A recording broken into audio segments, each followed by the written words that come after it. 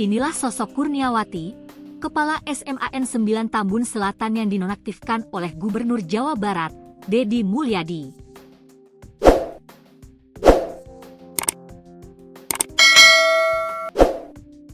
Diketahui, Kurniawati didemo ratusan pelajar terkait dugaan tanda tangan pengadaan snack fiktif, pungutan liar berkedok sumbangan pembangunan gedung sekolah dan pembelian air kondisioner, AC, atau alat pendingin ruangan musala. Kabar penonaktifan Kurniawati pun dibenarkan oleh Humas SMAN 9 Tambun Selatan, Sahri Ramadan. Ia betul dinonaktifkan Bapak Gubernur, hanya saja saya tidak tahu kapan persisnya, kata Sahri saat dihubungi, Kamis, 5 Juni 2025, dikutip dari kompas.com. Ia juga membenarkan bahwa pemerintah provinsi, Pemprov Jawa Barat sedang melakukan audit pasca aspirasi pelajar mencuat ke publik. Hanya saja, ia tidak mengetahui audit apakah menyasar keuangan sekolah atau pribadi Kurniawati. Tapi untuk audit itu benar, ungkap Sahri. Kini, sejumlah guru SMAN 9 Tambun Selatan dipanggil kantor cabang dinas, KCD, Wilayah 3 Jawa Barat untuk dimintai keterangan perihal masalah internal sekolah mereka. Selain itu, internal sekolah juga tengah membahas pengganti sementara posisi Kurniawati setelah dinonaktifkan Deddy.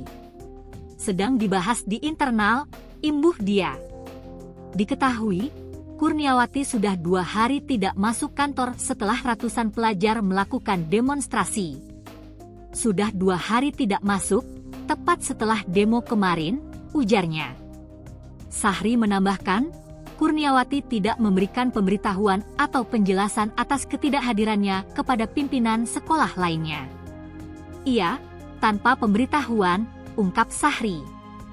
Para pelajar SMAN 9 Tambun Selatan, Kabupaten Bekasi, menyambut gembira keputusan Gubernur Jawa Barat Deddy Mulyadi yang menonaktifkan kepala sekolah mereka, Kurniawati. Iya, saya senang, teman-teman juga merespons dengan riang gembira.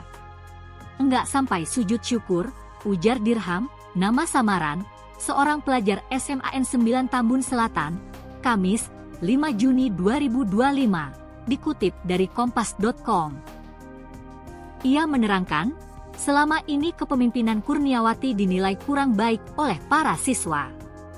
Mereka juga sering menyampaikan masukan untuk memperbaiki berbagai masalah internal sekolah, namun sayangnya, saran-saran tersebut tidak pernah dilaksanakan. Masukan didengar, tapi tidak dilaksanakan, tambah Dirham.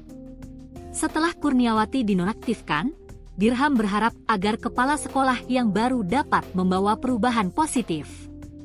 Ia berharap semoga kepala sekolah yang baru lebih baik, imbuhnya.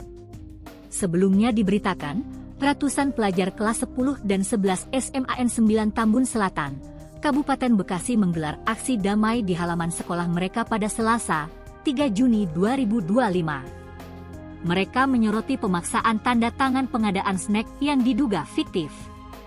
Selain itu, mereka juga mempermasalahkan praktik dugaan pungutan liar, pungli, berkedok sumbangan seperti pembangunan gedung sekolah hingga pembelian alat pendingin ruangan musyalah. Selain itu, pelajar juga meminta kejelasan mengenai fasilitas usaha kesehatan sekolah, UKS, yang hingga kini hanya tersedia meja tanpa kursi dan kasur. Begitu juga dengan ketersediaan obat yang sudah 2 bulan belakangan ini tak mendapat suplai dari pihak sekolah. Para pengurus UKS bahkan terpaksa menggunakan uang pribadi untuk membeli obat apabila ada pelajar yang memerlukan perawatan.